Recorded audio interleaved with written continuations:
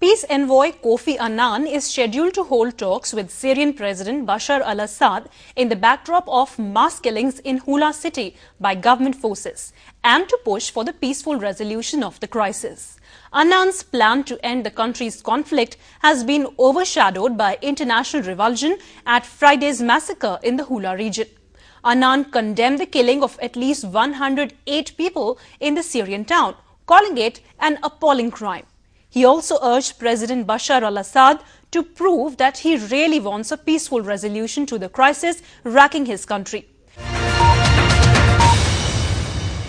These pictures of the dead from Hula have caused revulsion around the world. The smaller shrouds tell their own story. The UN says 40 children were among the dead. Syria's government denies any involvement in house-to-house murders, blaming Islamists instead. But testimony from survivors describes whole families shot at very close range in their homes by soldiers and militia. This young boy, filmed by the opposition, says he escaped by playing dead. He saw the bodies of his sisters and mother in his home. After the soldiers left, he escaped to his uncle's house. So what are some of those options to increase pressure on the Assad regime? Some call for international military intervention, but it's clear the major powers have no intention of getting drawn in. So what about arming opposition groups?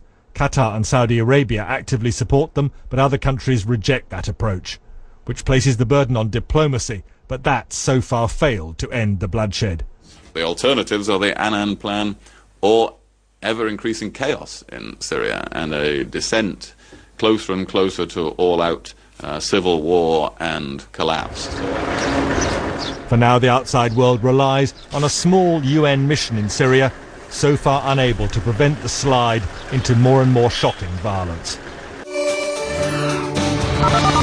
I urge the government to take bold steps to signal that it is serious in its intention to resolve this crisis peacefully, and for everyone involved to help create the right context for a credible political process. And this message of peace is not only for the government, but for everyone, every individual with a gun. The 6-point plan must be implemented comprehensively, and this is not happening today.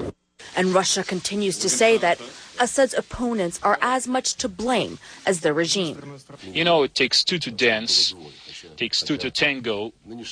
Even though in the current situation in Syria, what we have is not really a tango. We having a disco party where many players are dancing, and they should all dance in the same way. And there is little appetite in the U.S. for a Libya-style military intervention. My preference, of course, always as the senior military leader would be that the international community could find ways of increasing the pressure on Assad to do the right thing and step aside. But, of course, we always have to provide military options, and they should be considered. After Hula, the city of Hama, which rose up against Assad's father 30 years ago. These bags of ice cover the bodies of just a few of the 40 victims of shelling over the weekend. On Monday, UN observers went to the town of Ar-Rastan and met the local commander of the Free Syrian Army in an effort to bring calm. They're pleading to us to have UN observers to be present in places like this at Hawla and in Homs.